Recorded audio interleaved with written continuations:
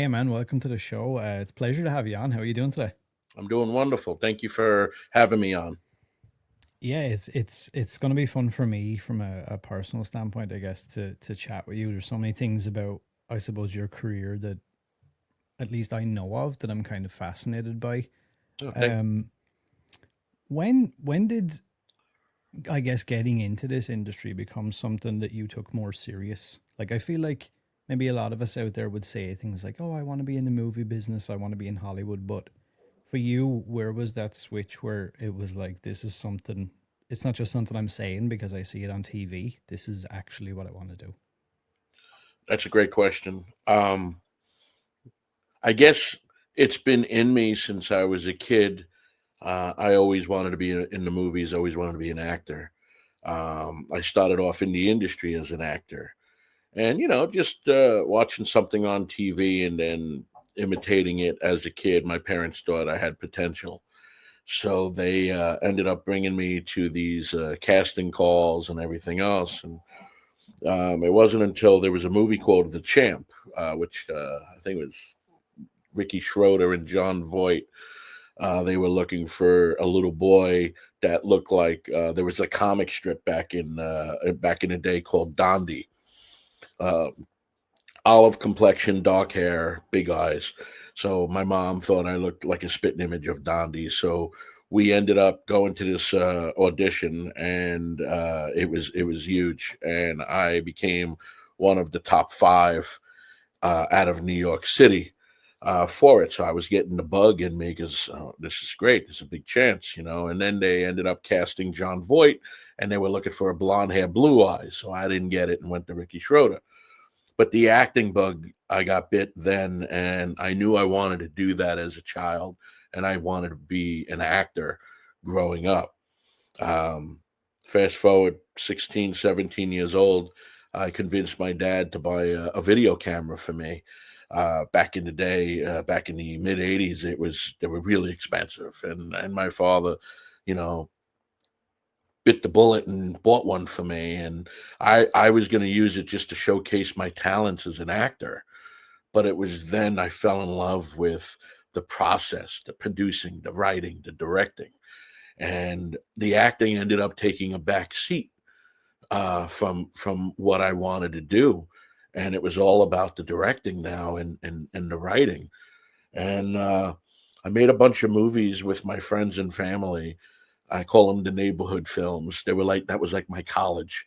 It taught me how to make them, do them, like edit them, put them all together, and finish it. Whatever money I had, practically it was like a couple $100.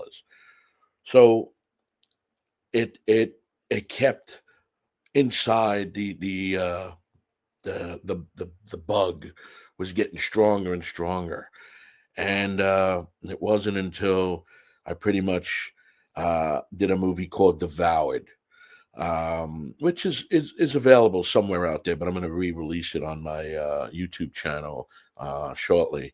Um, Devoured taught me how to save the money, how to create a product, and how to finish a product. And it also taught me what I don't want to do, because when I did Devoured, I was not just the actor, the producer, the writer, the director, the editor. I was the caterer. I was the sound guy. I was the gaffer. I was everything. And as I finished that film, it taught me how to finish a movie without running out of the money. And I didn't have a lot of money for that one either. And but it taught me at the end what my passion was. And my passion that I feel I'm the strongest in is telling a story, writing and directing and producing. That's when it hit me like a ton of bricks. Like I got to do this. I got to do this. But it also rewind a little bit right before I started, before I made my first movie at 16, 17 years old. Um, I went to New. I went out to California for a trip. My sister, I was 15, and my sister took me out to California for a vacation, and it was just her and I, and I fell in love with Hollywood. And at the time, Hollywood was just filthy, but I fell in love with it, and that's when I realized I belong here. This is what I need to do. I have to make movies. And that's the following years when I convinced my dad to buy me the camera. So I guess to answer your question, and sorry, I'm Italian from New York. I'm long winded. I love it. I love it. I'm also Irish, by the way. My I guess to answer your question in a quick thing was I knew at an early age I wanted to do this. As a child, I wanted to do this, but I guess I took myself serious more when I was doing it with other people's money. When people started to invest in me and make the movies, that's when I guess the business aspect kicked in, and I said, this is not a hobby. This ain't just for fun anymore. As much as I love it, it's my passion, and I still have fun to this day. I'm not jaded. I gotta. It's a business, and for people to put their hard-earned money into me, into my stories, I want to make sure that they get their money back. And on the flip side of to investors, if there's any investors out there that are interested in investing in people, you got to let the people that you're investing in do what you want them to do. You can't play sideline quarterback or interfere or, get your hands dirty if you never did it before. Let the creatives be creative because that's what you're investing in.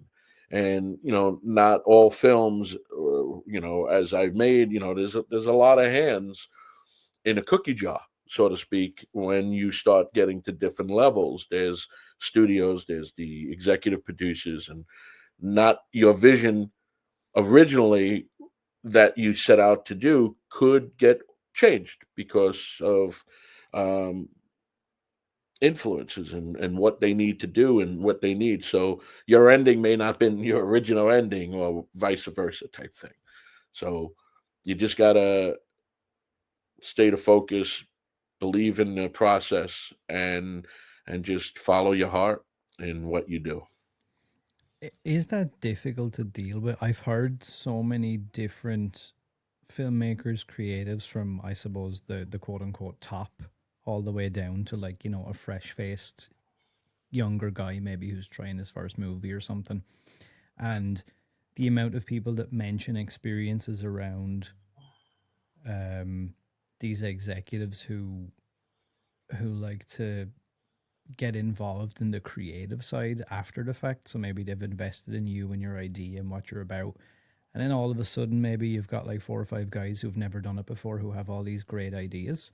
And I think that's across the board. So like I teach Brazilian Jiu Jitsu, and like there's a lot of people that I know of that have never trained ever, and like sit on the couch and would kind of, like you said, like it's the sideline quarterback idea.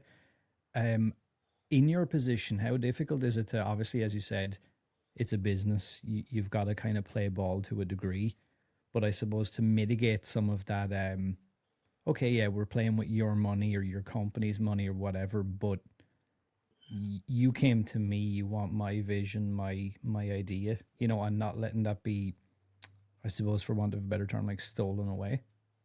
hmm Um, well, it's easier on your own when you're doing the basic independent filmmaker out there that's doing it amongst his friends and family and colleagues and all. It's easier because you get to truly do what you need to do. But however, as that project gets closer and closer to distribution, there's always going to be someone or that's going to help alter that story for them to make the profit or to get it distributed. There might be maybe some scenes that could be too graphic for distribution. So on those cases, yes, they can go in and alter your film and change things like that. But if they're talking about adding a scene with a rocking chair that just rocks at the end of the movie after you already told a story, then it's ridiculous. Then that person or so-called producers or who are executive producers, um, they just want you to know they're the boss, and they want to change things or tackle things just to make sure that they have something in that film as well. But on a on an average, yes, at the end of the day, the studio, your executive producer, they are the boss. And but if you have a great executive producer or investor or studio and they believe in you, they'll let you do uh, what you need to do. Um, because as I said, they're investing in you to tell that story. And again, if you wrote the story, nobody knows that story better than you as the writer slash director. Um, there's things when you're writing the script, you visualize it. When you get on set, you already know what you're going to use. You already know your angles, your camera angles, your lenses. How you see it, the locations. If you were there already, it's already in your head. For people to come in, they can suggest certain things, and I always with my investors. Now with my investors, I look at it as it's a collaboration, but they're investing in me to make the film. If they like the script and we're moving forward and doing it, they're allowing me to bring their return on investment back. And it's based on your vision because that's what they believed in, that's what they saw, and they liked the story. So they want to see that come alive. And those are the good people. I mean, those are the people that they they they're a good champion to have alongside of you. Um, you know, I've done some films in the past that you get as you're making it. There's either hands in the cookie jar, or after editing, there's hands in the cookie jar after you already gave a cut in.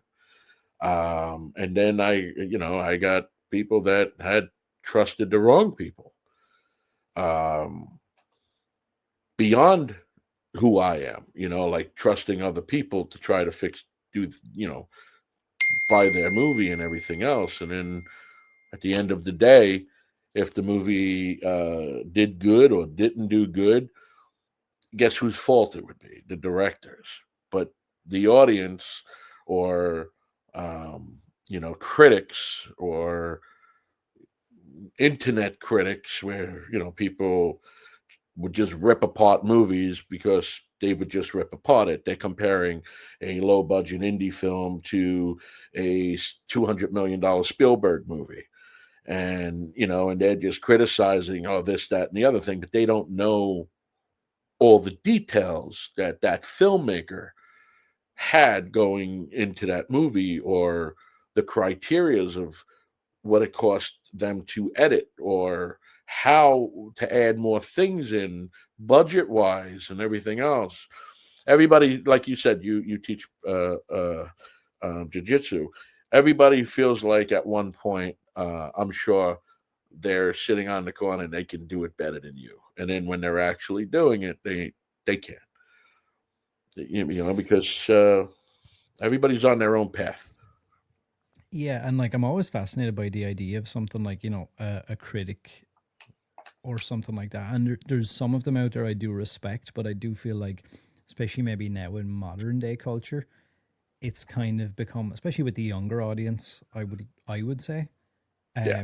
that negativity has become like the cool thing, or like negativity sells. So there is creators out there who are probably more popular in like the UK and stuff.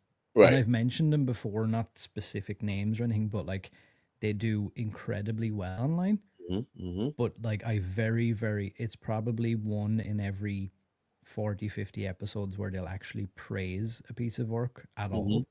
Everything Hmm. is kind of what's negative, what's wrong, what's not right, what they would do differently, bad story, bad this, bad that. And I'm kind of like, I'm there going like, you've made your entire career based off of what you would do better, but you haven't actually done anything, which Right. sometimes it can be hard for me to take somebody like that serious.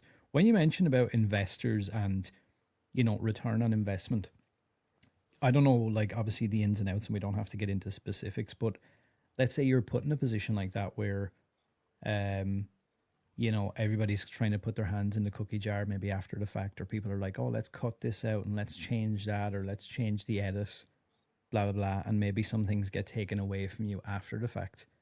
And then let's say the movie comes out and it's not as received as well as maybe you thought or they thought.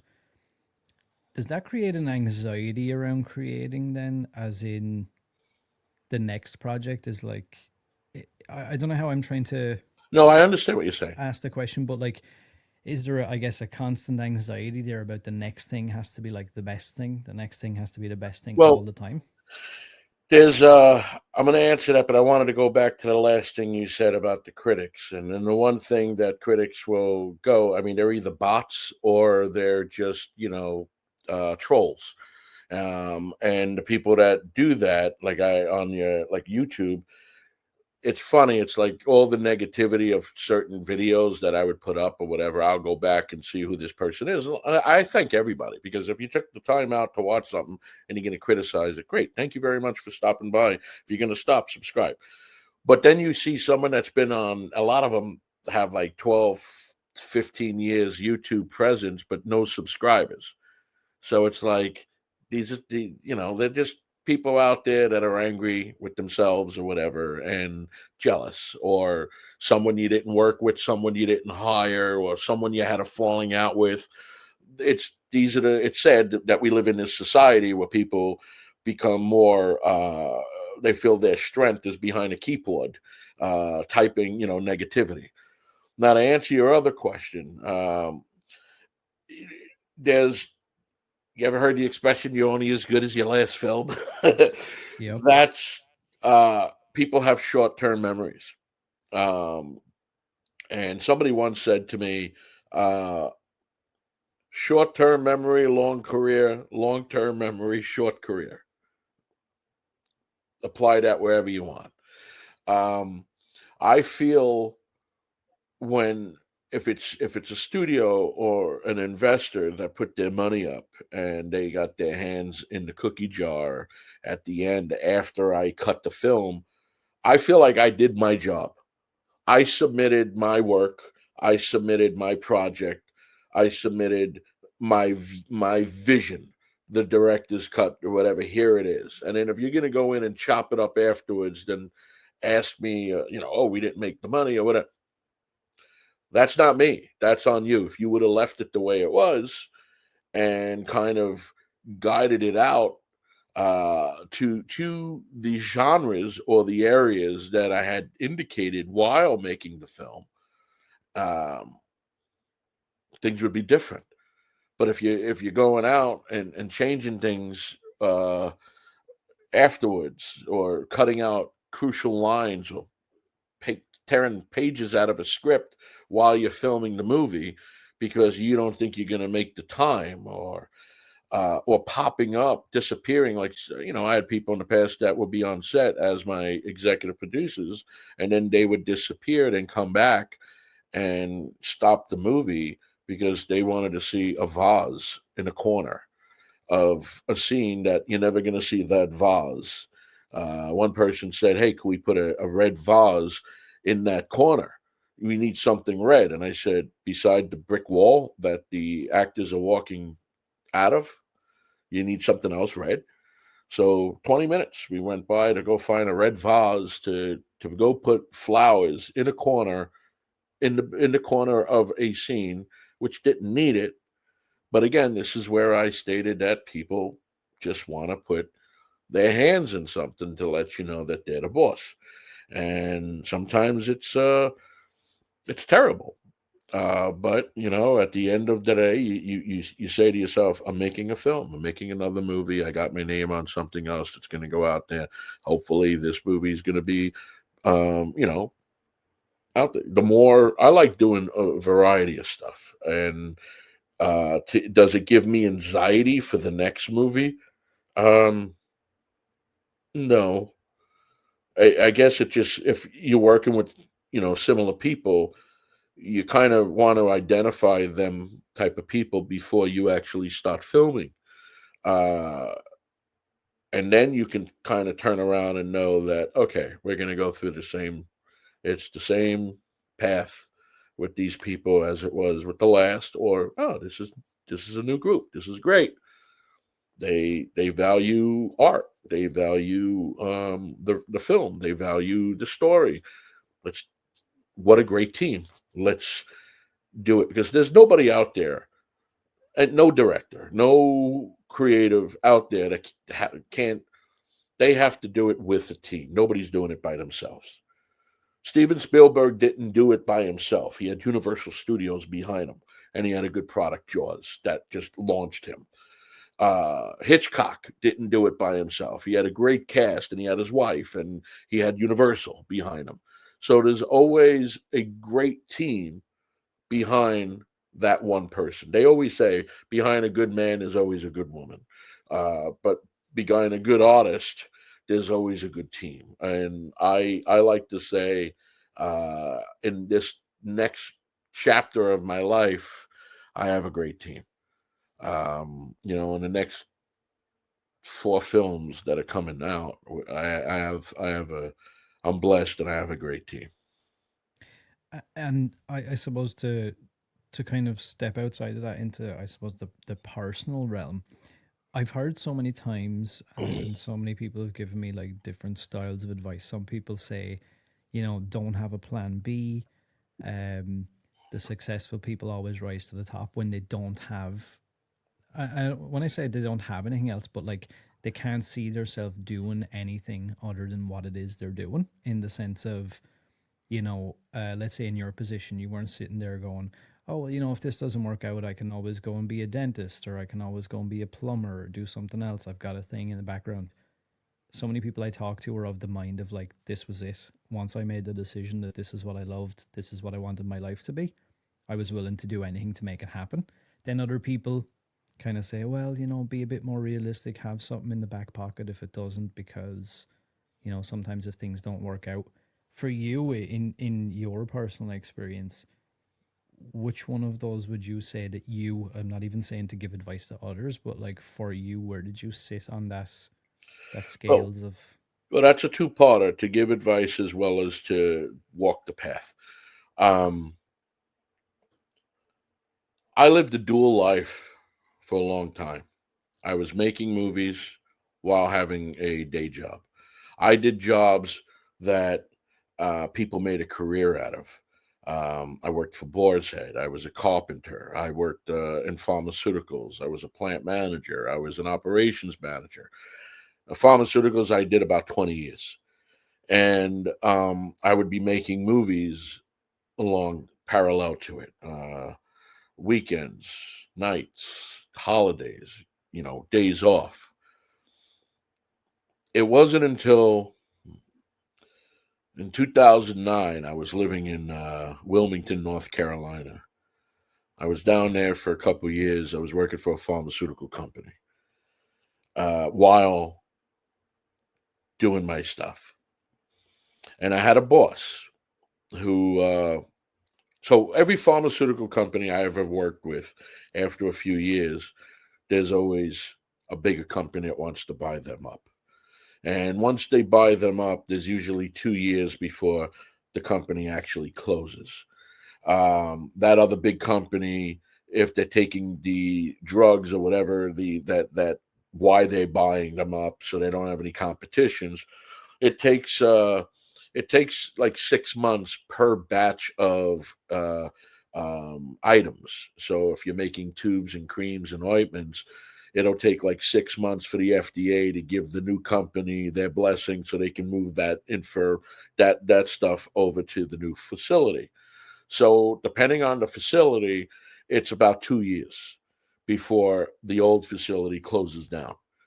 So before the old facility closes down, the company would offer their key people a retention package.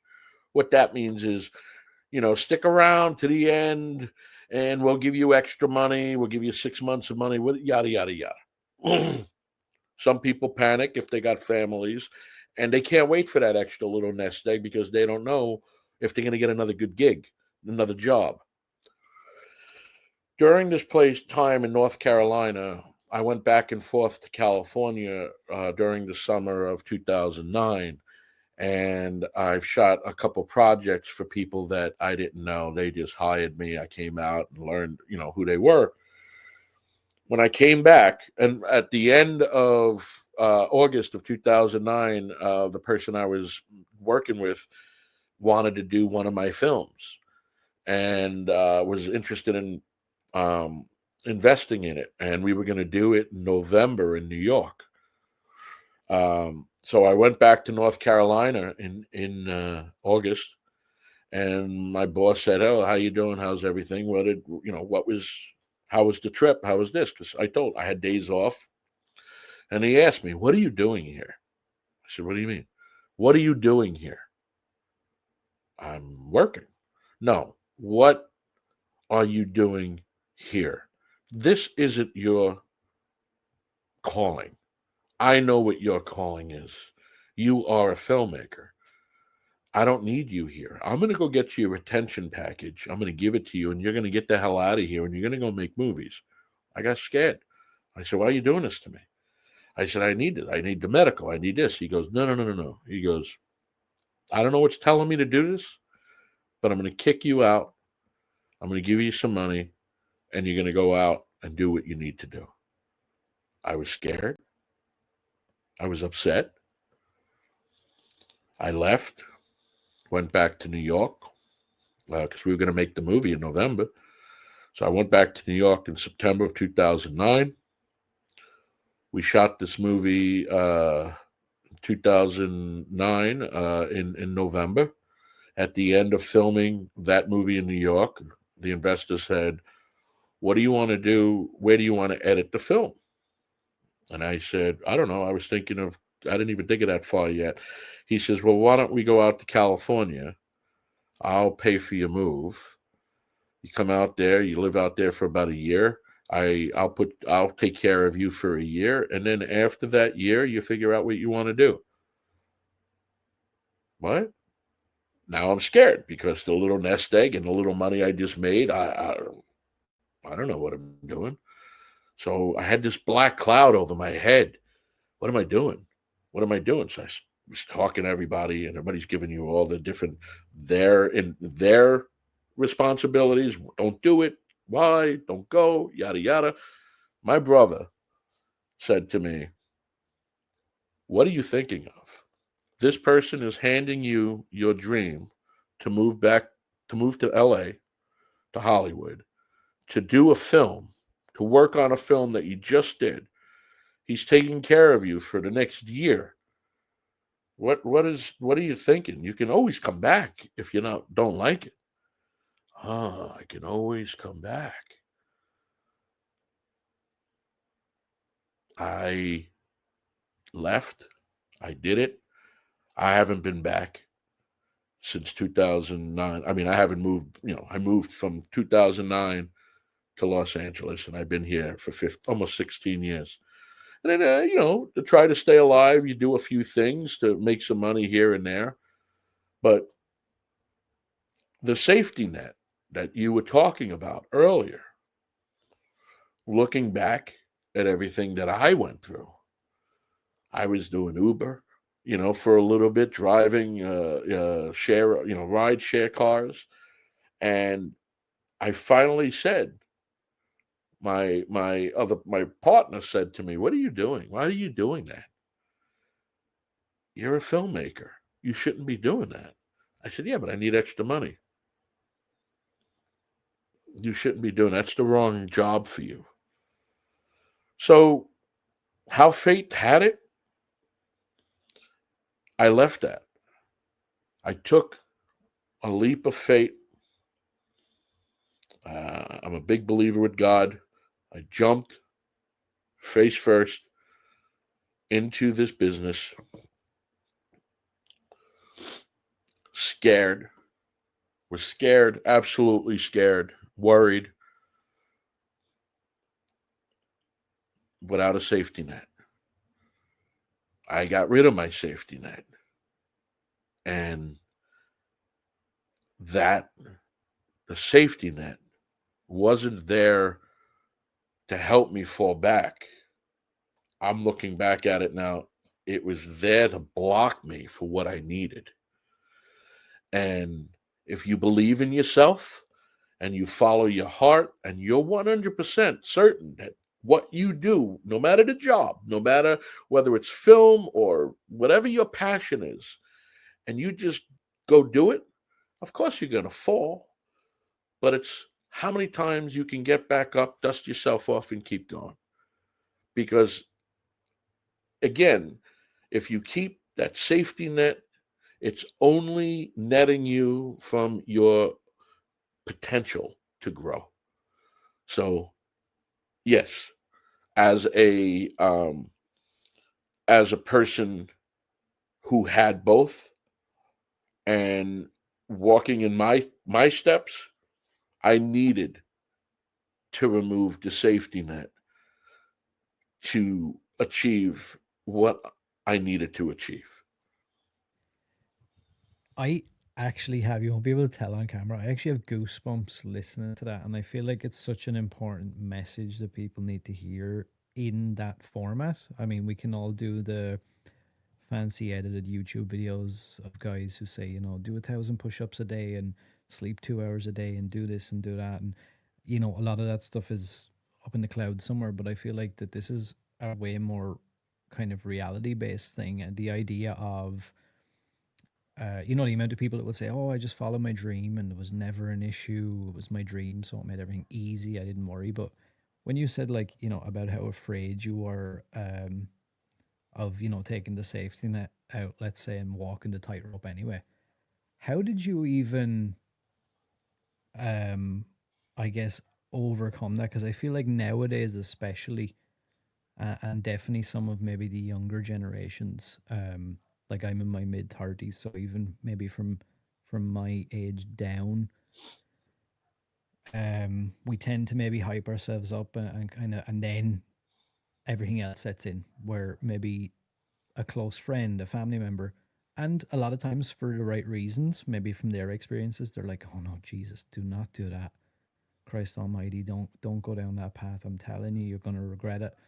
And then that slowly kind of starts to seep back in, maybe, and make you go, "Oh, maybe I'm like on another planet here. I need to, like, I got an you know, answer under." for that. I have an answer for that. Everybody that gives their advice, they're doing it from what they lived. Not everybody walks the same path. A lot of people that give advice is, and it's always the wrong advice. And you, when you're listening to it, you're like, yeah, I'm not going to listen to this guy. I don't feel the people that give the right advice literally, truly did what they wanted to do in life. Sometimes people might have had dreams of being a baseball player or a doctor, and then life throws curveballs at you, and you either catch them and follow that path because you have to, or it's it's frowned upon if you went after this way. So sometimes I look at it as the people giving advice are giving you advice because they want the safe road for you. They don't, it's not necessarily they don't want you to succeed. They don't know how you can do it because it's not their genre. It's not their forte. Um, when I was a kid and I was in high school, after I made my first movie, my high school I went to was Franklin K. Lane High School in Brooklyn, and was never on the dean's list. The dean wished I was on his list because he was always trying to get rid of me. But the principal loved me. What a great guy! His name is Morton Damasak, and he got this.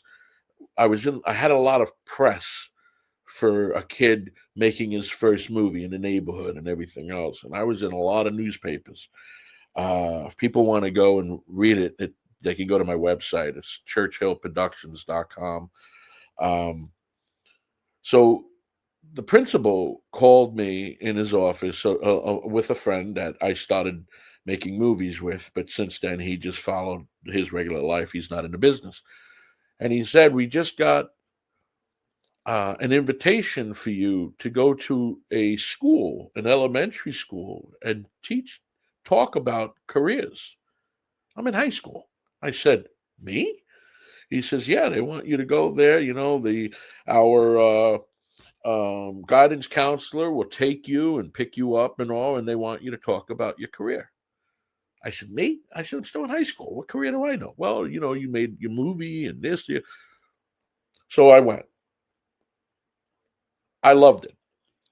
I went up and down the row and I asked every kid, what do you want to be? What do you want to be? Everybody, there must have been maybe 100 doctors, basketball players, football players, policemen. And then there was that small group that wanted to be a teacher like their mother, or wanted to be a fireman like their father.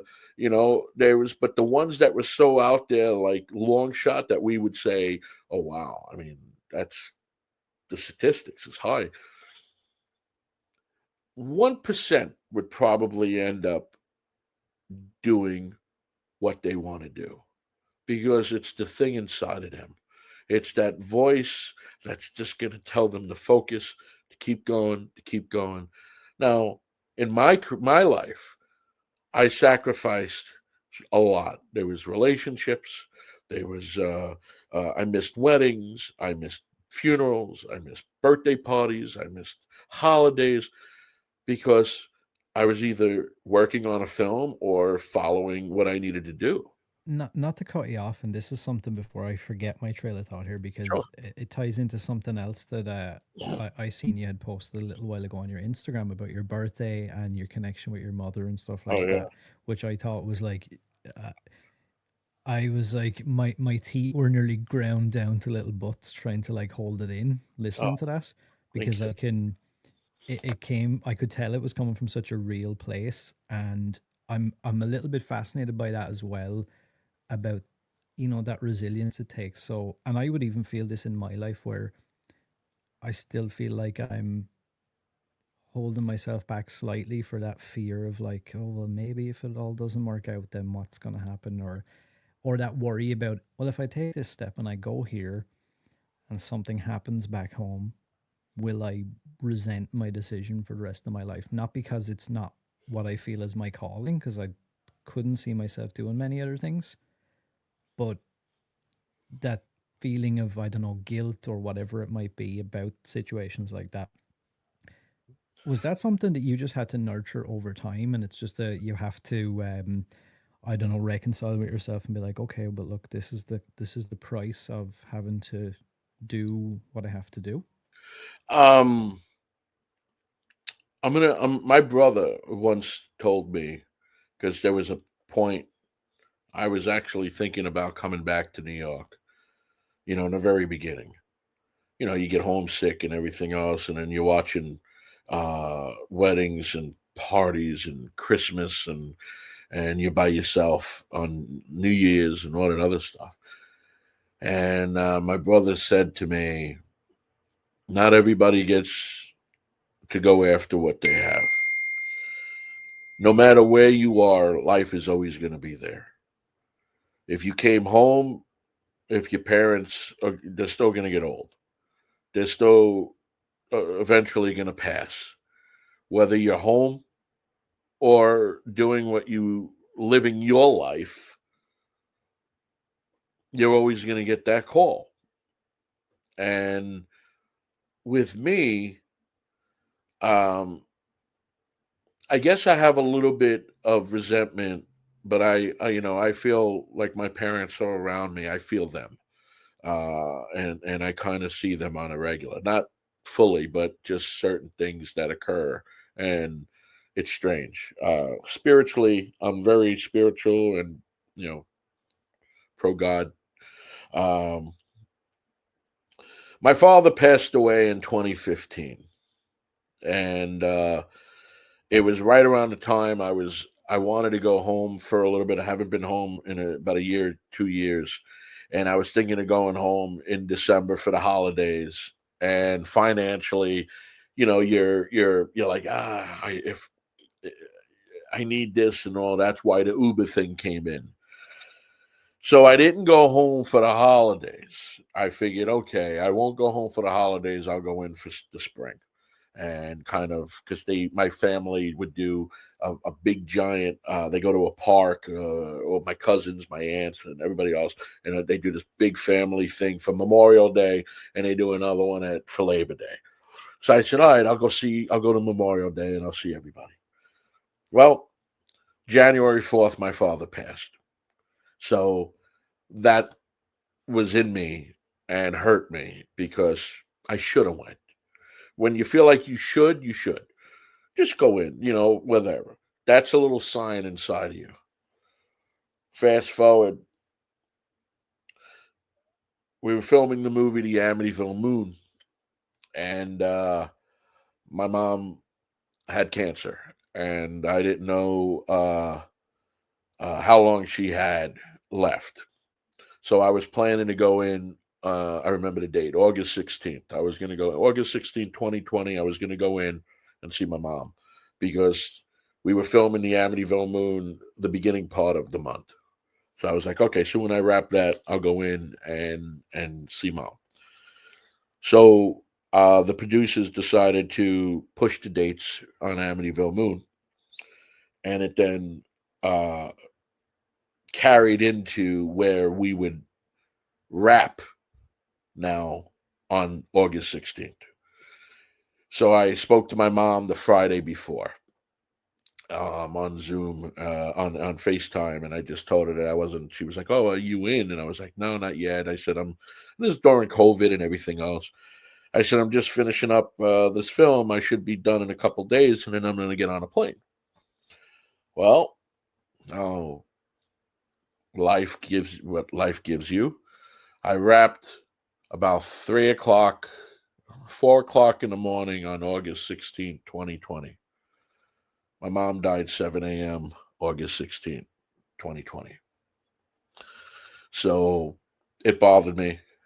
Uh, it bothered me a lot. And we were supposed to do a wrap party that night, and the producers canceled it for me and wanted to take me to dinner to see what was going on with me and if I'm okay. So I was sitting there with my producing partner, Alexandra, and these other two producers. And they're asking me questions about how I feel, if I'm going to go home, I'm going to go. Then we're outside in a restaurant, and all of a sudden there's a song on the radio right over my head. It's Tom Jones' song, The Green, Green Grass, which was my mom's favorite song. And that was a sign for me for my mom, that because when you don't hear Tom Jones on the radio on Yeah. a regular, I was named after Tom Jones. It's pretty funny. Well, somewhat. My mom wanted to name me Tom Jones Churchill, and my father laughed at her, but she got the first name and the middle initial. I'm not Jones, I'm Joseph, after my grandfather. But so she got somewhat her way. Funny, but when I heard that song on the radio, it made me okay because I knew she was okay. She was with my dad. But when life throws you stuff like that, I mean, I could have been there. I couldn't. I mean, it's life is going to happen no matter where you're at.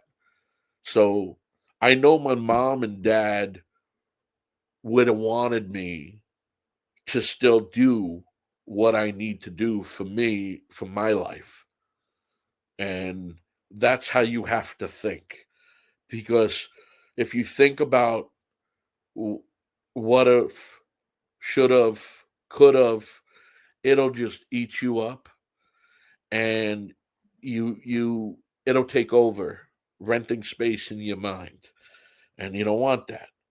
You just love and miss them, and have them in your heart and do what you need to do. So if it's you have to go somewhere, and you have to follow your heart, because that's your destiny, then you need to do it. Everybody else will understand. Once you like when I moved out here and I was doing my thing, everybody thought I was crazy. My brother, my father at the time, they saw I did movies in the past, indie films and all, but it's like, oh, what are you doing? Just you had a great job in pharmaceuticals. You're a plant manager. Why'd you leave it? Why'd you do this?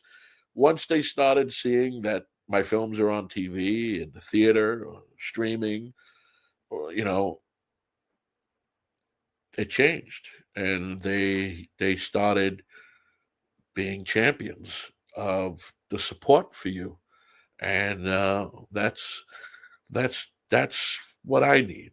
The support from the loved ones to keep going, because when you got a good positivity around you, it's like a suit of armor, and you can just do anything and not worry about what if. What if? Don't say what if. Say when done. When I'm done doing this, or when I'm doing this. Don't say what if, because she's questioning yourself. And I find it fascinating, even from like a personal standpoint. We kind of, I suppose, at times we can muddle through life and kind of Right. maybe don't take ourselves as serious as we should, or maybe our passion or our dream as serious as we should. And days turn into weeks, turn into months, turn into years at sometimes, and life kind of just passes you by, and we Yeah. don't really seem to have, well, at least a perceived idea of like nobody feels anxiety in that moment. So Right. like, we'll let weeks pass by maybe, and we're not seeing the people we need to see, or maybe we're not doing the things. And then I don't know, like sometimes I'm like, is that an excuse? Am I Is that my safety net? Is the excuse like, yeah, but I might, the guilt I might feel if something happens while I'm away, etc., and kind of allow that to be like I don't say the easy way out, but time has passed here where I am right now, and at any point anything could happen. Anyone could pass away, Right. have an accident, anything could happen. And I don't seem to think about it that much. But then when I think about like a bigger step where I'm like, okay, well, maybe I need to take some time in this place, or maybe I need to move here for 6 months and see what happens when I get there, I start to kind of catastrophize and go, yeah, but what if in those 6 months everything goes wrong? And You what if can't some of think my like that. family passes That'll away? eat And you what if up. this?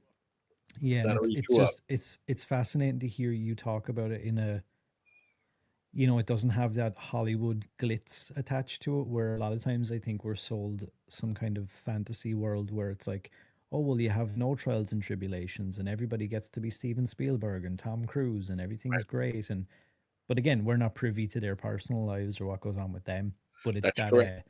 it's that, I suppose, social media version of what Everybody, you would, everybody's okay. Everybody's doing great. yeah, Type of thing. Listen, when you gotta in this, everybody gets a shot at this planet once, and during that time, you have to do. We're all here for a particular purpose. At the end of the day, we don't know what it is. We'll all be judged if you're spiritual and everything else. But you're here for a purpose. And what you need to do is also love what you do. And if it's going here or going there and spreading the love in film or audio or shows or whatever it is people do, then you got to do it. You can't think about the what ifs, because the what ifs will bring you down. You can't think about, well, if I would have stayed, then if you would have stayed, you may not have been here. If you've been here, you may not have touched this person's life. If this person didn't get that life touch, it's like the movie It's a Wonderful Life. You ever see that? yep, Where when he said, I wish I was never born at all. And because he was so, at the moment, selfish because he lost the money and he didn't know how to face that problem, he thought it would be great if he just said, hey, I wish I wasn't here. Then I would have never had that problem. But then if you weren't here and didn't have that problem, you might have not, you never touched anybody else's life that you were supposed to, or talk to that person, or bump into that person, or marry that person, or see that person, or have kids with that person, or be that person's father or uncle, or, we don't know. And that's the beauty part of life. And tomorrow, because tomorrow is not promised to nobody. And every day you live the life you have to, because tomorrow when you open up that door, it's a brand new day. You get to do it again. Something else, something new, something to help out. Having goals, having things to look forward to is great, because it makes sometimes the time pass. Uh, when I was a kid and I was in school, oh my God, between my birthday and Christmas, it felt like molasses. It was like, oh my God, when am I going to have my, oh my God. Or when you're graduating, or when you can't wait for the summer or whatever. It's just the longest 8, 9 months ever. But now you turn around, you're like, oh my God, we're already in September? I felt like we just had New Year's. Like it felt 2 weeks ago, we just did Yeah. New Year's. And we're in September just because you've been busy and you're doing what you love to do. And it's it's what we're here for. Uh, of course, I miss my family. I miss my brothers and sisters. Of course, I miss my parents, but I feel like they're with me. But it's okay. It's okay to miss everybody. It's okay to do what you need to do and follow what's in your heart, what's your passion. And that's what drives you. That's what drives all of us. And Is there a part of you with your movies that you feel like you want to leave a legacy behind? And I don't want to make that sound kind of pretentious or some sort of like uh, uh Hollywood, like, oh, I'm so great, everything's about me. I don't mean it in that sense, no, but no, I I I, think a I lot of understand times, exactly. like, a lot of these movies to a lot of different people will mean a lot of different things. Like I would have always used movies and things like that as like an escape from some of the other things that maybe True. would go on in life. And it's I can escape to this world and it makes me feel a certain way. I have a certain amount of nostalgia for like different things, and it always brings me that feeling. It reminds me of memories with, I don't know, parents or grandparents and things like that. And does that ever come into your mind while you're doing this, or is that something that you feel maybe when people tell you about an experience, or maybe down the line, when it's when you get older in life, maybe you'll look back and go, you know what, like I made some pretty like substantial things that will exist long after we're all Right. gone. Well, that's a great question. I feel like all the films I've done already, um, they had a lot of my fingerprints on them. But I feel like my career is going to start, or in the new chapter of what we're doing, because now, with my partner, Alexander Zorich Hunt, my producing partner, and we just uh, started a slate of films. Two of them are already done. Three Killer Pigs and Waxman. I feel like that's where my career is starting. Every project I ever did that I wrote all have a lot of me inside them. Life experiences, values. It could be in a guy, it could be a woman, it could be whatever. But every dialogue that I ever written has a lot of me, my life, various spread out. Um, I loved making every movie I've done. Nobody ever. I mean, there's movies out there that turned out to be or bad or whatever it is. But nobody ever sets out to make a bad movie. As goes back to what I said in the beginning, where a lot of hands in the cookie jar. Uh, every film I've ever done, everyone, whether I produced the movies or wrote, produced, and directed those films, or acted in those films, I had a great time making them.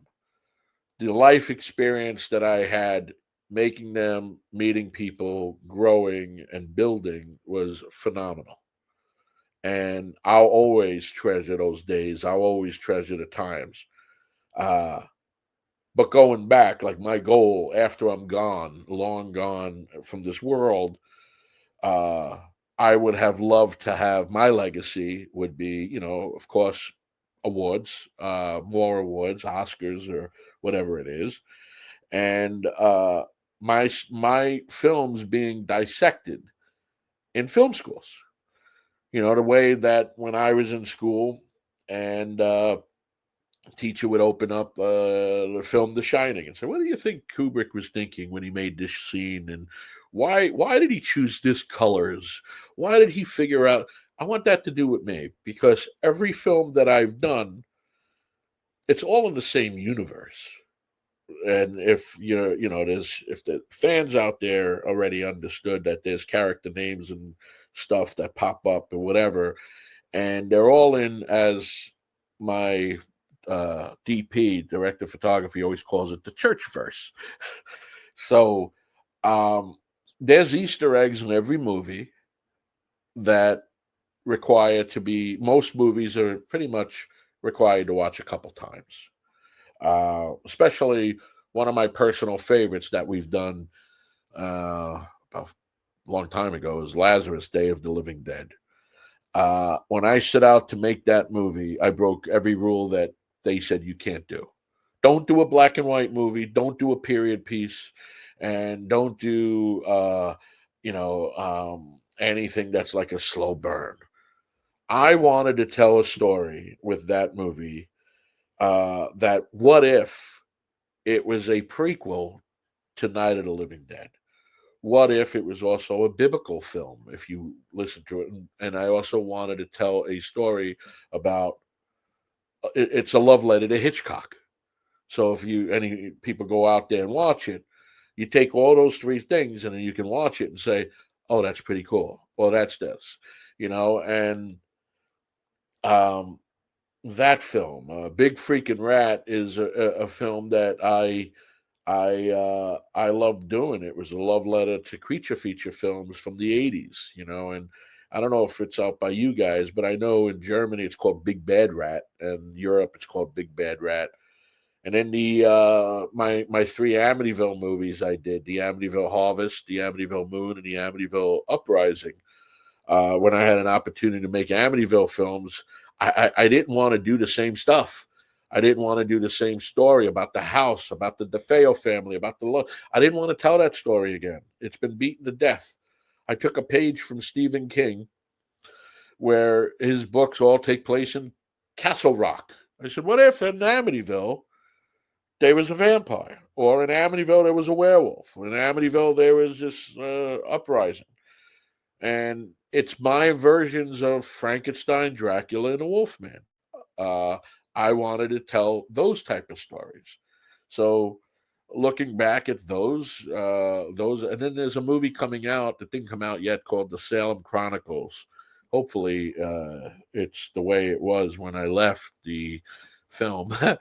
That's one of my favorite projects. It's kind of like a Rosemary's Baby witch type of film, and then we got the Three Killer Pigs coming out that I'm really excited about.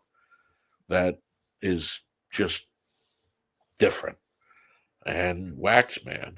So yeah, I guess legacy wise, every film I do would be a piece of something where somebody can go back and hopefully, like you stated, I like going to a movie theater and sometimes forgetting everything, and then when you're watching, you're relating to a character or story, or you get inspired and you leave the theater, you go, "Oh wow, I should do that," type of thing, like situation. I don't know what I'm going to do, investment type thing, And then when you watch a movie, you're like, "Oh, that's pretty cool."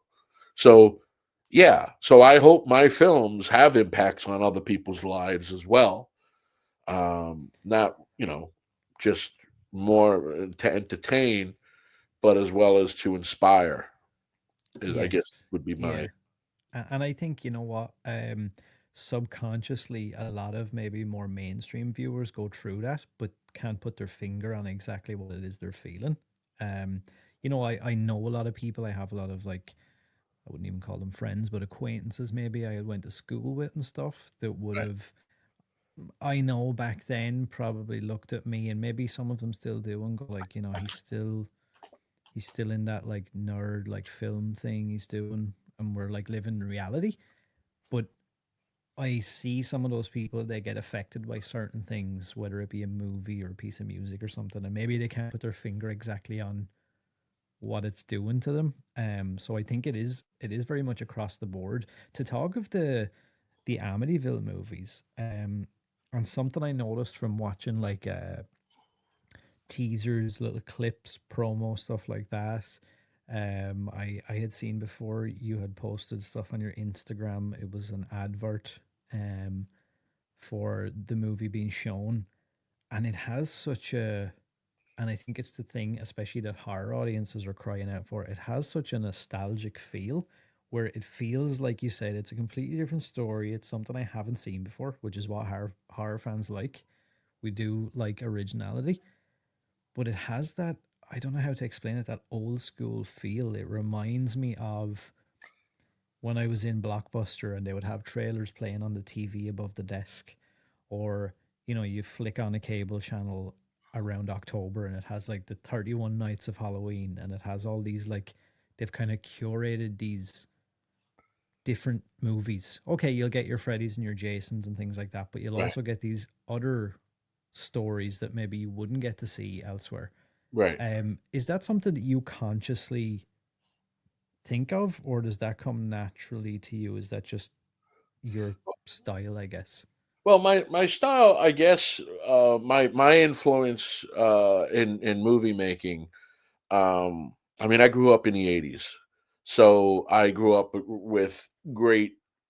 I mean, I think horror was was at its peak, amazing peak in the '80s, and I grew up with that. But I was also my dad, who wasn't in the business, but in introduced me to film.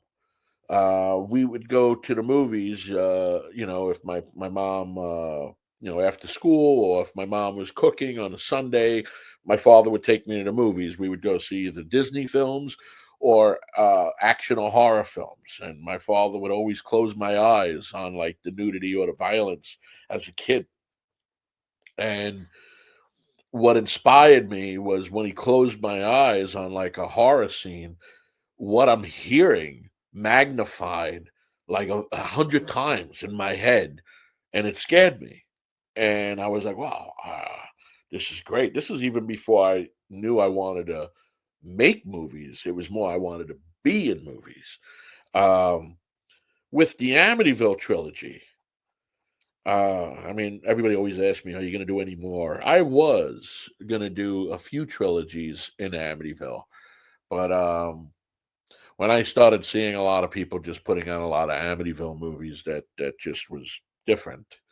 I'm not going to say bad or whatever because everybody's an artist in some form. I don't want to piss on anybody's projects, but I just felt like okay, maybe that train left already. But I do have one more solid Amityville film in me that I want to do. But with my Amityville films, setting out to make them again, I when I was writing them, I wanted to do something completely different.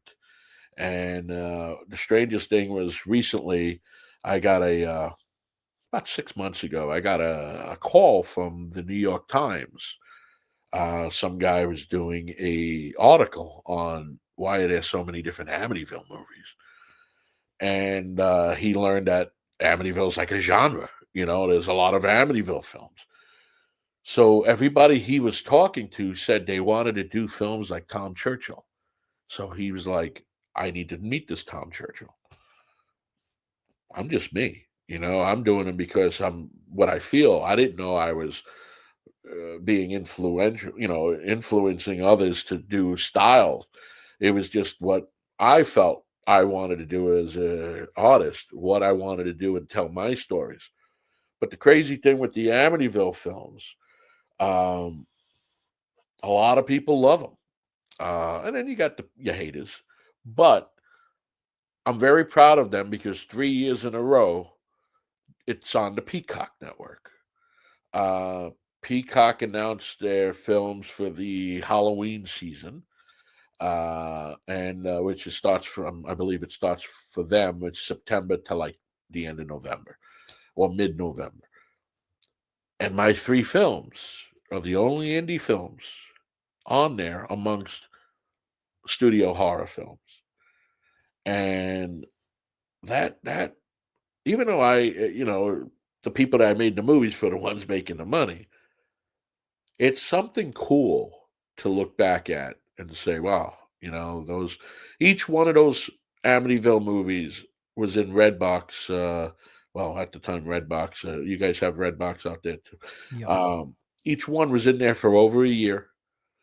Each one was on Stars Network, Peacock, Amazon, Tubi, and they got a great life.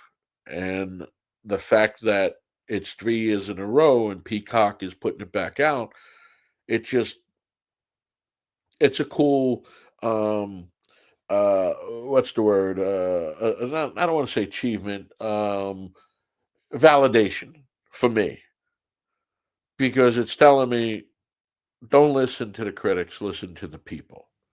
Yeah, because that doesn't happen by coincidence or by chance. Right. So the people enjoy the work. Uh, I'm making movies, well, for the people, but the first person that I make movies for that I have to like it is me. Because as I'm writing, I don't want to write anything that's cliche, but if I'm writing something and it's like, oh, I want to see this movie, I'm my first critic, I'm my first audience. So if I'm writing it and I'm telling the story the way I'd like to make it, I'm excited because it's like, oh my God, this is going to be fun. This is going to be a fun movie. I never set out to say, oh, this is going to be a great movie. I don't believe in that. I I uh, I feel like everybody, it's a team because you can't plan the outcome. Again, nobody sets out to make bad movies. Even Edward, when Edward J. Wood, when he went out to make movies, he didn't set the bar to say, I'm going to be the worst filmmaker ever. But he's not. His movies are pretty inspiring, actually. Um, but yeah, so when you're making the movies, you're making them for yourself. After you make them for yourself, then you birth it to the audience, and that's Is when. that in that process then it kind of ties on to something else that I wanted to ask about, the creative aspect of all of this. Ask me whatever you want. I'm all yours. Is this I got no something that, rush. like, do you sit down and like, do you start with a title? Do you carry, I don't know, a notebook or a journal where you just like jot ideas? Do you, like, I've heard of people saying, well, I take one day a week and I try take walks through the city, or I try and go to coffee shops and watch people and try and get something going. Is it just when you feel it, do you set out times to be creative or try and come up with a story? Like, where does it, or how does it go for you? I guess my process would be I see it in my dreams and in the shower. Those are pretty much where they come on a regular. And then if I'm sleeping, I'll wake up in the middle of the night or whatever and grab my phone and just type a little bit in notes, uh, or send myself an email so I don't forget it. Then in the shower, sometimes I'll just visualize a lot of things. Sometimes the titles come at the same time. Sometimes you come out, you're thinking about a title. And like the original title for um, Big Freaking Rat was Meridian, which is a form of a rat. And then I said, would people want to see a movie called that, or what would they think? So, but it's a fun film, so why don't we just call it Big Freaking Rat? And that's where that title came from. Uh, with the Amityville trilogy, I wanted to I wanted to do something for the fans where they would have their own little box set, and it should say Harvest Moon Rising.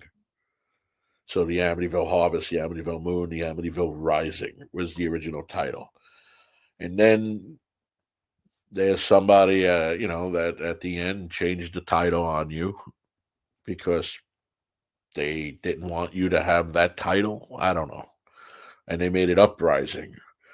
And instead of the Amityville Rising, it became Amityville Uprising, which it is what it is. Uh, Again, people, I don't know why they changed it, how they changed it, but obviously I can't have my Harvest Moon Rising titles anymore, together. Now it's Harvest Moon Uprising. So, but I was mainly, I wanted to do something like that for the fans, to be something different and something cool where those three Amityvilles would stand out if they were buying them in DVDs and they're all next to the Amityville movies. It would just have its own little trilogy. And those three films interact with one another. And, you know, um, like I said, sometimes there's a lot of hands in the cookie jar when you're making it. Like one of the actors that's in Moon, the title of the actor in Moon is supposed to be one of the actors, the character in Harvest, but it's played by a different guy, so people don't realize that. But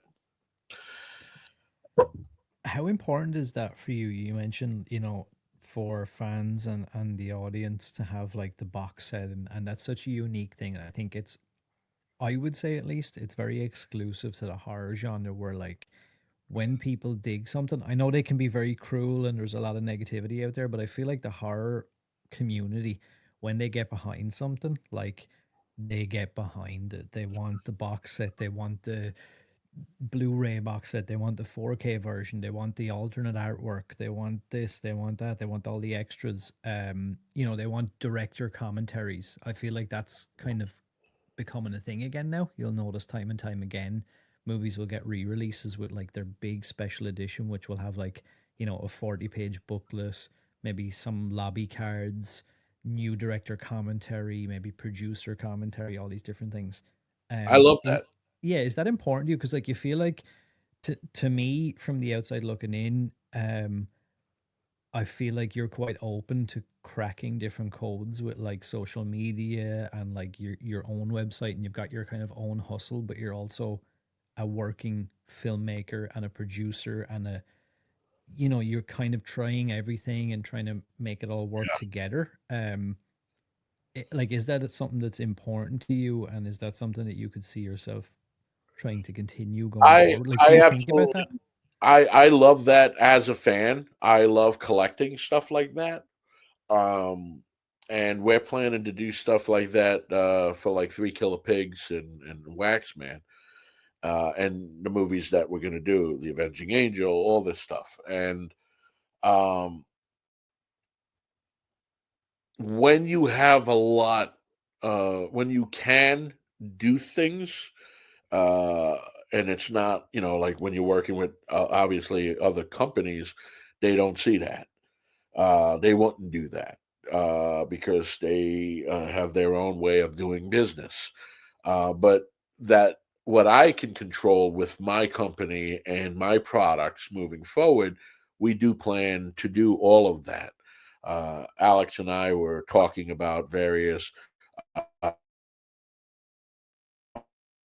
to do for the fans for Three Killer Pigs. The funny thing about horror fans is, as you said, they'll get behind certain things, and then they'll say that they want new stuff, and then when you give them new stuff, they're there's weird critics because it's not what they are used to.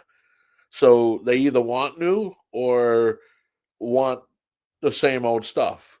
It's funny. I had a discussion with somebody, and they asked me about why, with the Freddy movies and the Jason movies and all, how come the audience is not, standing behind like the remake of Elm Street And I said, because the fans don't want to see another reboot.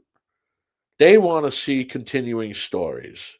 So give the fans what they want. Give them another Freddy story. Give them another Jason story. You don't need to go back and see, oh, this is how it began. You know, he saw his mother get her head chopped off, or this guy got burned by the.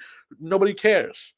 They just want to see the product. That's why Terrifier is a successful horror I was franchise. literally going to ask that what your feelings are, as someone in that space to see that where like I mean I even have an Art the Clown tattoo. I Like see it's it. gotten to that thing where like it's in the zeitgeist now. And I know some people could I say, got "Oh, a it's one of the." Hitchcock. I love that.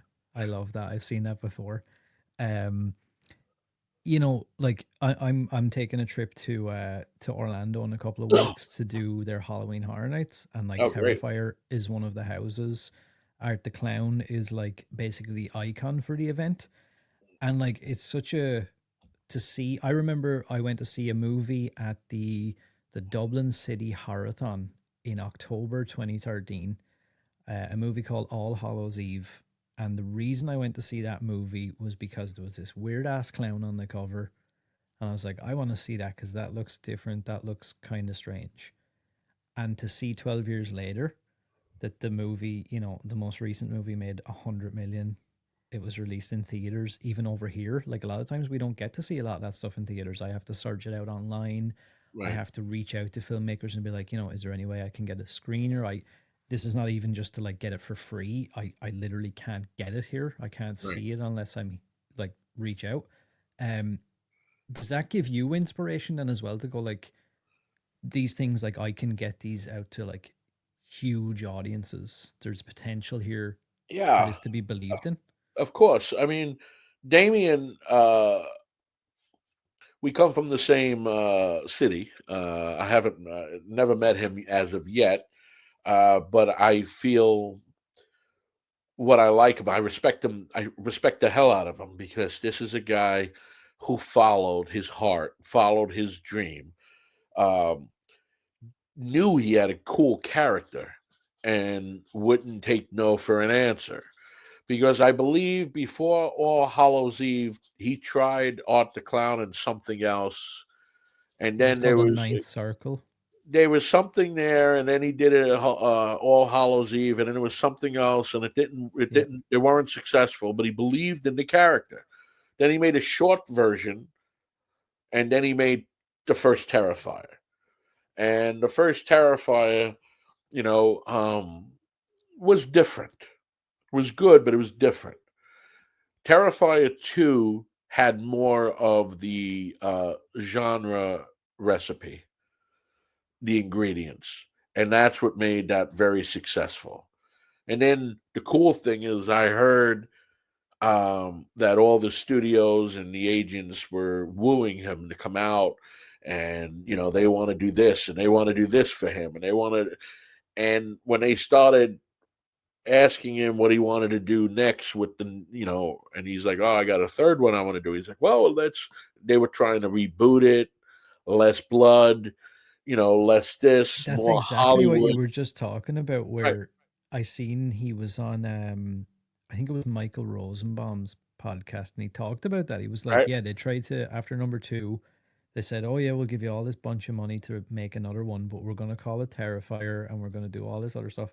And to sweeten the deal, I think they were even telling him, "Look, we might get our hands on Jason Voorhees. So like we could sign a deal and maybe like have something in it that like you'll be like the guy for a new Friday the yeah, 13th movie." And he was like, fair play. It's like, it reminds me of like some of the stuff you've said before, where it's like, when I know something, I don't need to hear everybody that's else's correct. stuff.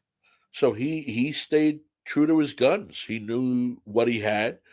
He knew the fans were backing him being successful to what he offered them.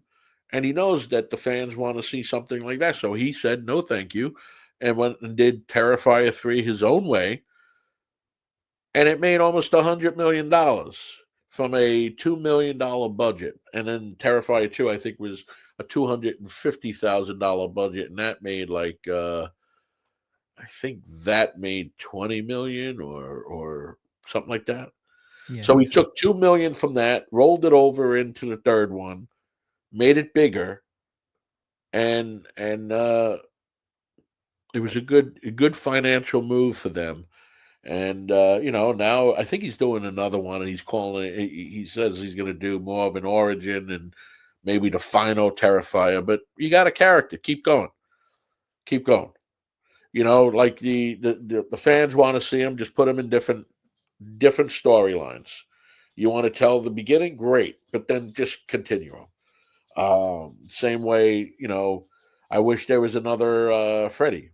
I mean, Yeah. I still think Robert England might have one more in him. He doesn't have to be the stunt guy running around. Put a stuntman in that. But for medium shots and from here up, throw Robert England one more time in the makeup. He wants to do it. Do it. Fans will come out. Yeah, it's funny, like, because even with something like the newest Halloween trilogy, and I know it made a bunch of money and stuff, but I feel like maybe it didn't have that thing that they were expecting. And again, I think it's because I don't know, like some of those, I seen people online talking about, well, why are some of the like weird, like not so good Halloween movies more highly regarded by the community than the Blumhouse trilogy? And it's like we talked about, like Halloween 4, Return to Mike, Return, the Return of Michael Myers, Halloween 5, Halloween 6. Like even Halloween 6 has a huge fan base nowadays. And like it's such a weird movie. There's like a producer's cut, a theatrical The cut, Producer's Cut's actually a good film. yeah. And like it has such an audience, and some people are like, oh, it seems to get more praise than some of those newer Halloween movies. And I think that might allude to what you said about like the fans don't want you to like reinvent the wheel again and tell me about Michael Myers again and about the origin and about the thing. And I don't need to hear that over and over. And Halloween 3, what was it? Halloween Kills, Halloween Ends. So Halloween Ends, we went to the movies to see a Michael Myers showdown with him and Jamie Lee Curtis, and then we end up getting this babysitter kid that grew up and became the killer. Why are we? Why did we write this in? So it was, and you're supposed to be a fan of the series. I don't think any fan would have said, you know, kind of like if you go back, but it's such a fantastic movie now. But if you go back and look at Halloween 3, Season of the Witch, Yeah. that didn't do well when it came out because you're calling it Halloween 3. So Yeah. fans are thinking Michael Myers is part of it, and he's not. But I understood what John Carpenter wanted to do, but the studio wanted to do the same character. He wanted to do every year there was going to be a different Uh-huh. Halloween movie about a different horror topic, like this Twilight Zone. But watching Halloween 3 now, it's so brilliant. It's such a fantastic film. And the only problem with it is it should have never been called Halloween 3. Yeah, you kind of push it right in the middle of a franchise there, and it kind of has no place Right. at Like all, Friday the really. 13th, what was it? Jason Goes to Hell. What do you see? You see Jason maybe for 5 minutes, and everybody's just walking around with the spirit in them. I mean, fans that came out to see Jason, and but I saw that in the theater. I saw all of them in the theater except for the first one. I was a kid. In your, because obviously I know you're a fan of a lot of this stuff and an audience member, but as somebody who actively works in the industry, why do you think it is that bigger studios want to do that? Like, I mean, in my head, I would feel like there's obviously probably a research team or something for a lot of these companies. Like, surely to God, they sit there and they scroll through the internet, and within 5 minutes, like I could make the assumption of, okay, I can tell a huge portion of the core audience of this want us to just, see another story in that world with that character. Why do you think it is they keep trying to reboot and reimagine and redefine, and then they've, I think they've even created like new words now. It's like, well, it's not a reboot, it's a requel, it's a sequel, but it's like restarting the universe and all this stuff. And I'm like, why is that though? What's the bottom line there with the reasoning?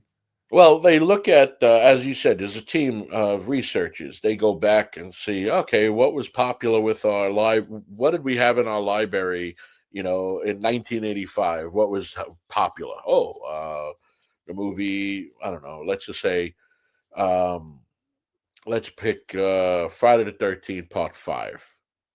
When that came out, um, it was different because it wasn't really about Jason. It was about a guy, an ambulance guy who dressed like Jason and went around Right. killing Yeah. Yeah. people. But it still had all the ingredients for a Friday the 13th movie, where you saw the blood, you heard this, he's dressed in a mask, yada yada yada. So if somebody's turned around and said, "All right, 1985, that movie made a lot of money. Let's reboot it and let's put it out now and call it something else or add something," or it it's different audiences, and that's what they don't understand. The studios, it's different audiences that sat in the movie theater, different 15-year-olds that sat in the movie theater in 1985 as opposed to the movie theater now. 1985, there was no internet. There was no Mm. instant gratification, all these social media pages. They didn't have any of that. That's why they try very hard to make YouTube celebrities um, movie stars, but they can't because their audiences are only seeing them for short formats. So nobody's really going to sit in a movie theater for 90 minutes and watch a movie. And this is what they don't understand. And they're all surrounded by, yes people. They need true people to say to the studio system, no, the audience don't want to see that. Well, why? We made so much money here. No, it's not about the money. But in this day and age, all corporations. It's all about the product. How much can we get this water bottle brand to be in this scene? How many can we do? It's all watch a movie. Next time you watch a movie, they're all commercials, pretty much commercials. Pepsi this or Coca Cola or beer. It's everything. And brand integration and brand product placement was always in movies. If you go back to the '80s horror films, slasher movies, it was Coors. It was Coors. You'll see everybody with a Coors bottle, and Coors was just trying to get themselves going, and get the branded. And horror people loved, to drink or watch horror. And I guess the audiences today are different. Terrifier hit a nerve with the horror fans of yesterday because it felt like the horror films of yesterday. That's why they came out and supported it. It's a good horror film. It's fun. It's entertaining. It's bloody. It's gory. Horror fans. It's checking all the boxes. It's not like you got to check the other boxes in the studio world. To be diverse. You be this. You be that. Tell the story. Don't worry about how many Italian guys you got in a movie, or you got how many African American people you got, or how many girls you got. Tell the story the way it's told, and the audiences will come out. Well, if it's an Asian horror film, make an Asian horror film. Cast what you need to cast to tell that story. I don't believe in doing a film just to please people before the story. The story is what's going to please people. They'll come out. Tell a good horror film, they'll come out. Tell this, they'll come out. But if you're going to recycle and hand feed things, like I'm excited for, it's not even a horror movie, but the new Tron movie. Yeah. I Yeah. grew up with Tron in the '80s, and it was good. And then it took, about 16 years ago, Tron 2 came out, and it did pretty good. People were like, whoa, that was pretty different. Now you got a third one, 16 years later, and it's still got Jeff Bridges in them. It's exciting. It's exciting. It's I guess with me, I going back to the 5 movies that inspired me to make movies was the King Kong, 1976. That was the first movie I remember actually seeing in a theater, and I loved it. And then the following year was Star Wars, and then the following year was Superman, and then a few years later, Beverly Hills Cop, and then a few years after that, Batman. Batman, right? Yeah. Those are my five films that inspired me to do what I want to do. And look at them: horror, action, fantasy, sci-fi. Because King Kong's considered a horror film, no matter how you Hmm. look at it. But so all the genres is present to what inspired me. But yeah, I mean, I guess people, studios need to listen to the fans on what they get, even though the studios control what you see and what they want you to see. And but there's many times where movies they put so much money into it and it bombs. It's not because Yeah. it's a bad movie. It's either the marketing or the promotion doesn't match the film, because they don't understand who to market it to. And I don't know. I think the people that do the studies, the so-called yes people, they should come from different genres in the studio system. Horror should have its own group of people. Action should have its own group of people. Family, sci-fi, dramas, all group. That is true. They can back up that themselves because they have the true stats. When we were pushing Big Freaking Rat, and I was trying to get it made with the studio, this group I was working with.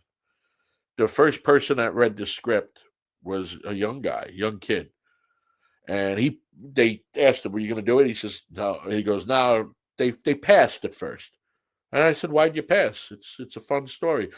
And the kid said he was 22, 23.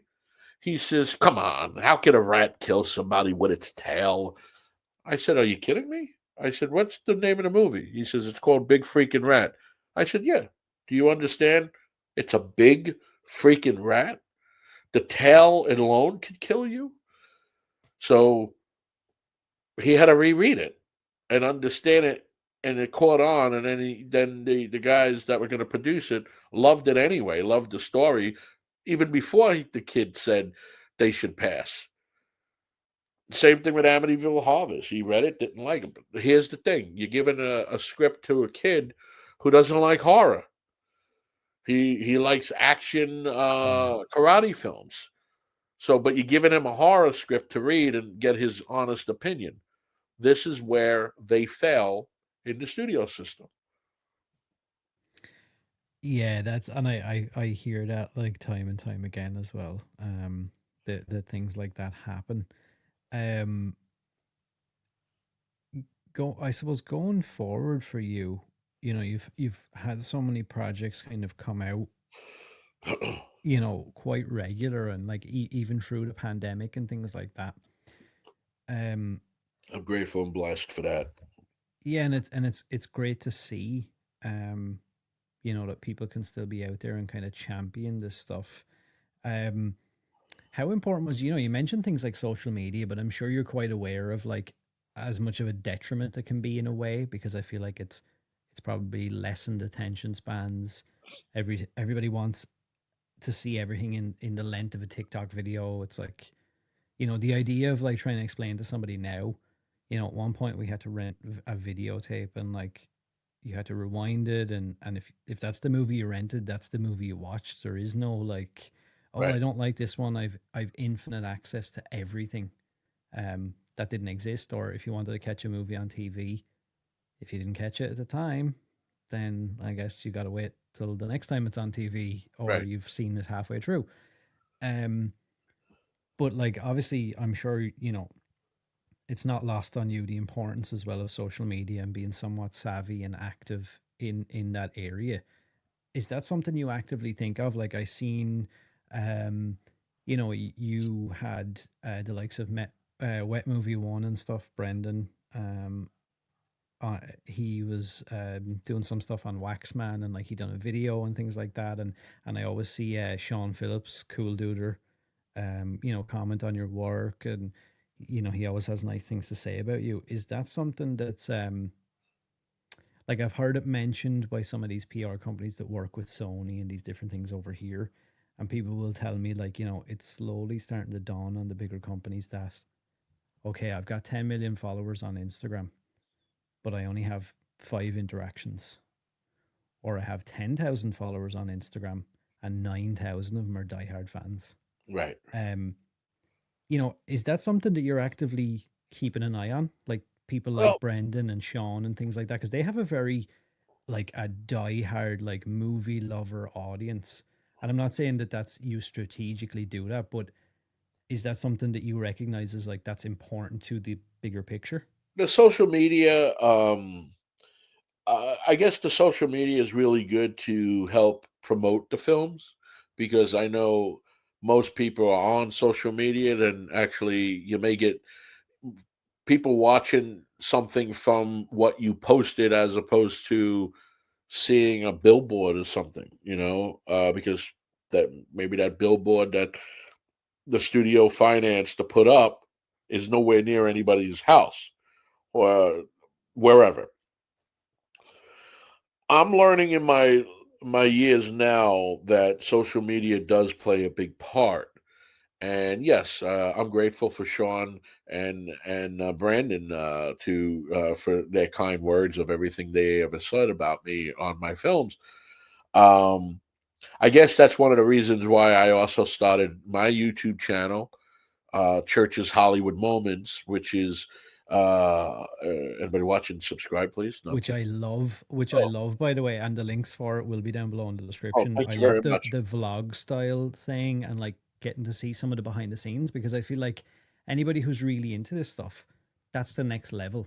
Because But I suppose that's the good thing about the modern day is we can kind of break that fourth right, wall. And like, as a kid, as a teenager growing up, I would always see these things and I would think, what would it be like to be able to see like what Steven Spielberg is like on set, but a real version, not one of those like right. glitzy Hollywood, like, sit in the director's chair and say, well, today we had coffee and we done this Well, and that's everything the was great. thing. That's the studio. Yeah. But to see the real Push. version, I think people love that, which is what I like about what you're doing in all Thank these you. different areas. Thank you. We when we set out to start the show, we wanted to do something different. Of course, it's mainly supposed to be about a day in my life of filmmaking, living in Hollywood, a guy from New York, and I try to give as much as pulling back the curtain to reveal a lot. But we shoot so much videos, and I forget that certain videos. I'm like, oh, I forgot about putting that up, and that's my kryptonite because I forget a lot on because I'm as you said earlier, we're all focused on doing this, and all of a sudden weeks go by time. Then I was like, oh my god, I didn't post a video in a couple weeks. Let me go back and do one. So um doing this thing, I mean, I'm blessed that we're now our office is at the Sunset La Palma studio, and uh, I have access to the studio to walk around and do stuff. Which I Love Lucy was the first 2 years of them airing came from that studio, and Mr. Ed and Green Acres and the Adams. It's just filled with history, and knowing that my office is there and we're out there, it's just it's 100+ years of history. Howard Hughes, James Cagney, Francis Ford Coppola used to own the studio. Well, I don't know if you saw last week's show. We put up, we talk about the studio and how we got Hmm. involved. But yeah, we're going to use that platform more also to show like once we start getting more into the promotion with Three Killer Pigs, where we will be showing you a lot of content from behind the scenes of that as well. Because again, in a day where, as we talked earlier with DVDs, I would have put a lot of this stuff as behind the scenes on the DVD. But we're still going to put out DVDs and Blu-rays with our products that we're doing.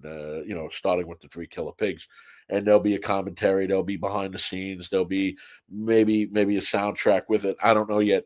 That's Alex's department when we're planning stuff. But for doing like the YouTube show, I want to give my fans and people that are just learning who I am based on movies a little insight of real Hollywood, not as you said, it's like, hey, I'm Tom Cruise and I'm scaling this building. But again, if you were able to follow Tom Cruise, you might have other things about Tom Cruise that nobody knew about, maybe, so it's a difference between the stars and the studio system and me, independent.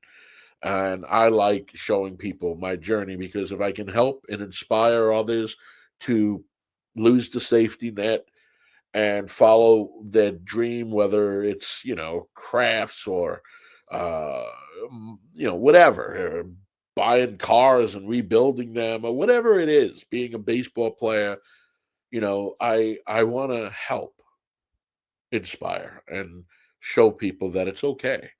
You can fall, but just get back up and keep going.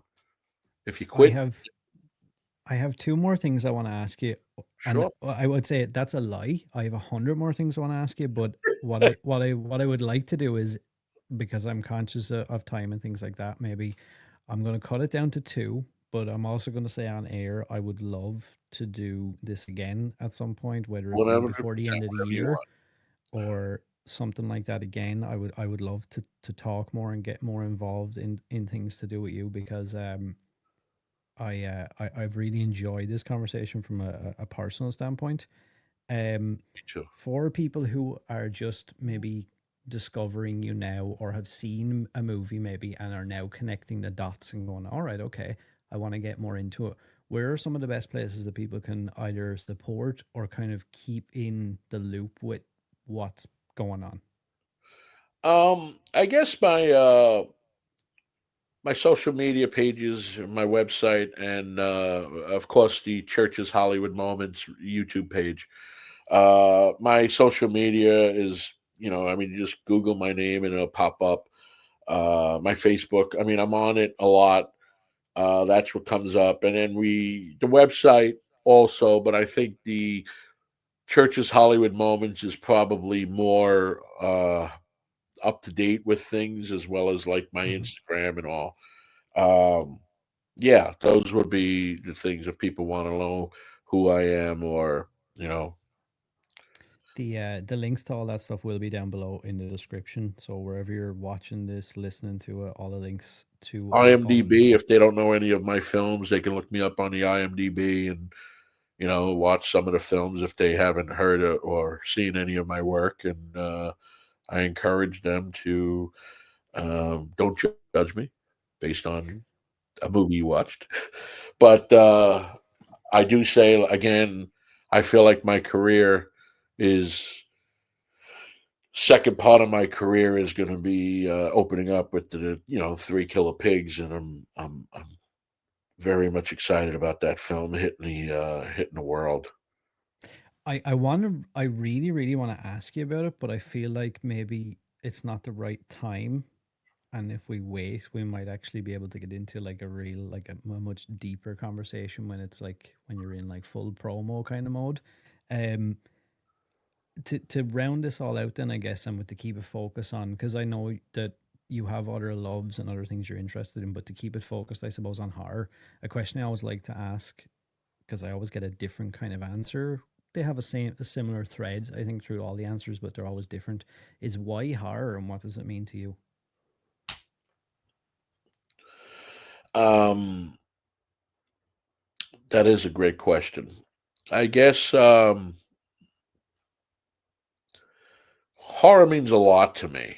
Um, any movie I do, it means a lot. But the genre of horror, I guess it goes back to the days of my father taking me to the movie theater. My father was the one that first taught me who Hitchcock was. Um, Even though I watched my first Hitchcock movie on television, which was Psycho. Um, but taking me to the movies and covering my eyes on either the violent scenes or the nudity, and at a, I guess, what am I, 7, 8, 9 years old, 10 years old. Uh, my father, I want to also say, my father didn't just say, let's go take this little 8-year-old to a horror film. It would be our decision. Do you want to see this movie? Do you want to see this? And then he tells me a little bit about the films. So, for example, like let's just say he covered my eyes on the violent, the bloody, and the nudity, but my ears, as I stated earlier, would enhance the what I'm not seeing would scare the hell out of me. Yeah. And I always thought that when I make a movie, what's really important to me is the sound, because that was my first um, scare, was the sound, then the visual. So if I can scare people by just sound, whether it's a score or sound design, and then the visuals, um, it takes me back. I feel like I achieved my job, and it also takes me back of the simpler times when with my dad. And so I guess yes, that's the reason why I love horror, is because of my dad. My dad introduced me to it, and the very first movie I remember seeing in a movie theater, where I sat and I watched from the opening credits to the end, and I had the board game, and I had toys, and I had posters, was King Kong, um, uh, when he climbed up on the Twin Towers. And that is a horror film. And that was the first movie I remember. And first movie I fell in love with. And then everything else just fell into place. Um, he introduced me to different types of horror, the slasher movies, the suspense, the psychological thrillers, the slow burn, and every one of them, there was something about that. Like somebody asked me, "What's my favorite horror movie that I made?" And I answered that by saying I haven't made my favorite yet, but I look back at all the horror movies I've made, and every one of them was a great experience making. So it's truly it's a great business. It's a great genre. The fans are spectacular. The fans are true fans, and they're amazing. And I like telling stories for the fans as well. I think that's a perfect way to round out the conversation as well. And it's kind of fantastic because it's sort of a full circle thing where, you talk about that experience or those experiences with your dad and so many other people. Like I have that with my grandfather. I've heard so many different stories of people having similar experience. And it's kind of cool because it's nearly a full circle thing where you may not know specifics right now, but people are having that exact experience with something that you've created or may in the future, which I think is like it's such a cool kind of full circle moment in a way. And it shows like the cycle of how this all works and what it's actually about. This conversation has been fantastic. I've thoroughly enjoyed it. I had no prior prep, as in no questions prepared. I had nothing like that. I just said I was just going to go in and have a real conversation. Awesome. And I feel like a lot of stuff you said is going to resonate with a lot of people. Some of that advice, I feel like that's one of the bigger anxieties for a lot of people nowadays, is that thing, is having that burning desire and then Right. not being sure or maybe being talked back out of it. And Right. for better or for worse, people maybe think they're doing their best for you and they tell you stuff like that and they say, maybe don't do that. I want you to be okay and I want you to be safe. I don't want you to risk anything. Right. And a lot of people spend most of their life, I would say, with Right. that thing in the back of their head saying like, you probably should just pack this up and go and Right. do it. Um I think And I everybody. just think it's important for people to hear what you had to say and in real terms, not giving it Right, the, the Instagram or the TikTok friendly version where it's like, well, do this in 10,000 hours and do that thing and have lots of money. right. A more real approach. I think anybody's career or anybody has to be mindful of the advice they're going to give to someone that already has that thing in them that they already want to go out. They want to go out on that journey and explore whatever it is that is calling them. You have to look back at it like the very first time I guess you got on a bicycle. There was somebody holding it for Yeah. you to get there. So as you're pedaling, they're still behind you holding it. That's your safety net. Remember? But when that person let go, you were doing it on your own. And of course you fell, but you got back on the bike. That's life. The bike is your career. The bike is your journey. The bike is your ambition, your goal. And you got to get on the bike no matter how many times you spill out. Just keep in mind the person that's holding that bike for you originally is now on the side cheering for you. And they do want the best for you, but they don't know your journey. They just know what they didn't do. And maybe that's what's eating in them and their regrets and their remorse about opportunities that they didn't take or they because of someone else telling them. So it's kind of like a downward spiral. And they don't know that they're giving you wrong advice and telling you don't do it or do. They just know that it's safe. But you don't want safe. You want what's meant for you. And you need to clip those wings. You need to clip the safety net and you need to set your goal and go after it. I love that. Look, this, like I said, it's been fantastic. I could say it over and over again. I would Same love here. I had a great time. Thank you. I would love to revisit and have another conversation maybe towards the tail end of this year. I would love to 100%. get more involved and do whatever I can to help and interact with you more. I appreciate Um, for everybody listening, for everybody watching, whatever platform this is, whether it's Spotify, iTunes, YouTube, Rumble, wherever you're checking this out, go down below in the description. All the links to everything we've spoken about will be down below.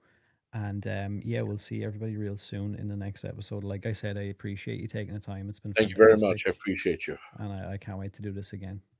Same here. Thank you.